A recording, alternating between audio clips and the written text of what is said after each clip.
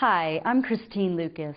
Welcome to Complete Mind and Body, where we aim to enlighten the mind, body, and spirit through the power of holistic living. On a prior episode, I had the opportunity to sit down with Dr. Brian Clement, the director of the Hippocrates Health Institute in West Palm Beach. We discussed some of the many health challenges that face America today, and also what one can expect with a visit to the Hippocrates Health Institute. It's been said that you're either frightened or enlightened into the living foods lifestyle. Well, we want you to be enlightened.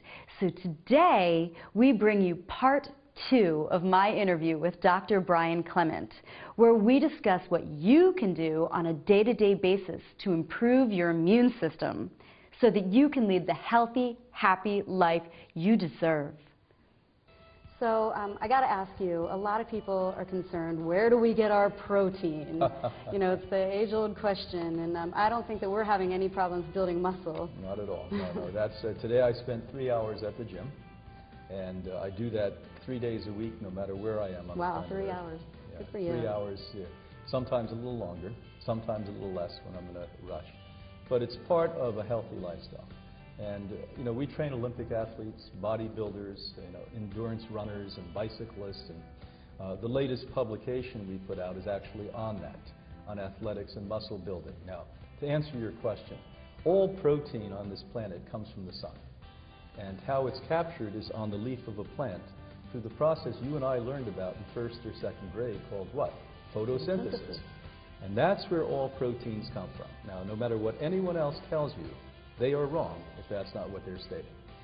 So if you want protein, you go right to that source of the plant, fresh plants. Now, which plants have the most? The ones that historically have complete proteins. What does that mean? There's about 9 essential amino acids, essential meaning our bodies need it, that your body doesn't produce. And the kind of plant foods that give you the most of that are what? First and foremost, freshwater algae, chlorella, and blue-green algae. Respectively, they are 52% and 54% protein. Next in line are sprouts, 30–40% in some cases. With these plant-based proteins, you'll never take more than your body can handle. With animal-based proteins, we see a major breakdown of the kidneys, the renal area in people. Even young women like you and young men, they're coming with bad kidneys because they've eaten such massive amounts of proteins that cannot be digested in the body. Trying to build their muscle. Well, trying to build their muscle, or they get, as I was, addicted to the food. And bottom line is, the Hippocrates diet is the highest protein diet on the planet Earth. There's no diet that even comes close to the amount of protein you're getting on this. But what you don't use, you don't need that much, to be candid. You'll perspire, urinate, or eliminate. And then what about B12? I know for vegetarians that's a big issue because we feel like the majority of the public feels like you can only get it from meat-based products, which I don't think is the case. Well, no. Let's let you know that this is a bigger group than vegans and vegetarians. My last 9 years, one of my major subjects of research have been on B12 deficiencies. I find meat eaters, dairy eaters, egg eaters as deficient, in the case of heavy meat eaters, more deficient than vegans and vegetarians. Yeah. Now, why that is, and I want to try to make this as brief and as understandable as possible, is the de-evolutionary process of the intestinal tract shortening is what has occurred. That I started to look at sketching and painting of the colons hundreds and hundreds of years ago, when the photographs came in the 20th century, then the photographs. And just to observe, in 300 to 400 years, there was the bottom of the large intestine, half of it was gone. I assume, because the sketchings were vague, the paintings were not as clear, that 600, 700 years ago, we had a fully engaged, elongated intestines, where literally when the digested food would come down through the ileocecal valve, it would come to this, it looked like the front of a boot. That's no longer there. Oh, wow. It's gone. And so by the middle of the 20th century, it was absent. And so this is the one supplement. I'll look you and everyone else in the eye and say, you better take a bacterial form of B12 on a daily basis. This is imperative, because if you don't have B12, you're going to end up with dementia, neurological problems. You may be misdiagnosed with multiple sclerosis or some other ungodly disease. So when you say a bacterial form of B12, Yes. you mean versus like a synthetic form? Exactly. The vast majority of supplements, as reflected in my book, Supplements Exposed, 91% to be exact, are made of oils and coal tars, petrochemicals, and they're dangerous for you. They actually hurt you and weaken the immune system. So what we want you to do is get a bacteria, a cultured form of it. And the CYOs are easier to find, the cultured forms, than the methyls, because the methyls have to be worked on to have a cultured form. That's made of alcohol. And methyl means alcohol, yes. So everybody loves chocolate and Oh, cacao, yeah, and I know you're not a big proponent of it. So what is it? Why? What's the deal with chocolate? Everyone loves addiction. Everyone loves to have the same old thing, just under a different name.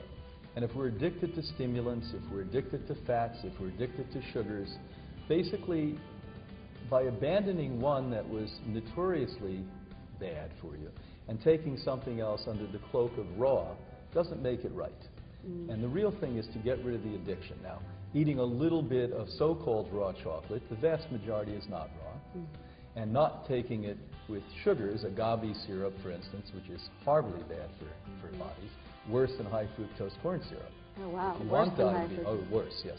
If you want diabetes, if you want low blood sugar, agave is a great way to get it. And so bottom line is, if you're just taking a little bit of chocolate and you're not fighting cancer or viruses or something else, I have no problem with that. But what I see happening, as I would have done at one point when I began the raw food diet, people are taking a half a pound, putting it in a blender, putting some kind of a honey or sugar in with it, putting coconut oil in with it, and they might as well be eating the same old Hershey bar, because it's just as bad for you. Oh, no. Yeah. All right. Well, also you have a new book out, which is called Killer Clothes. And it's really alarming. I was looking through the book, and it's really alarming the amount of toxins that we are bombarded on a daily basis, especially fire retardants, and how they can cause neurological disorders, especially in children. Yeah, well, more than 30 years ago, this got on my radar screen, and I felt impotent because the research wasn't there. So I devoured everything internationally I could get my hands on, and starting 3 years ago, started to piece this book together. And now it has evidential science in it that's unshakable. And clothing is as problematic for causing disease, if not more problematic, than many other environmental problems. Remember, we're wearing bras close to our bodies, underpants, undergarments, shirts, blouses that may be made of petrochemicals, what nylons are, what polyesters are, what visco is. All of these are chemical. Even some of the natural clothing. I had to find in my own closet 4 shirts that had formaldehyde on them. When it says no ironing on the shirt, they have placed formaldehyde on it. Formaldehyde kills brain cells. It promotes tumor growth in the human body. So you really don't want that. And this is so common today. And at least start one step at a time. People can get overwhelmed. I'm telling you, the supplements are bad, the fish is bad, the chocolate is bad. What you've got to do is come clean and start to become happy. Once you're happy, none of the food is a big issue for you. I always tell my clients that. That's number one. So bottom line is, at least start with undergarments that are organic. If you don't do that, you're cruising for a bruising and suicidal at some level. I have 2 outfits, as I say. I get dressed up in a pair of shorts. Yeah, your uniforms. That's it. My uniform, my shorts. I wear shorts and nothing else, and suits. Well, thank you so much. This has been very enlightening, and I really commend you for your dedication and commitment to this work, and it's just such a pleasure to sit and speak with you. It's nice to be with you. It's a lot of fun. Thank you so much. Take care, love. Absolutely. So this has been Complete Mind and Body, a very special edition of Complete Mind and Body with Dr. Brian Clement. I'm Christine Lucas. Be well.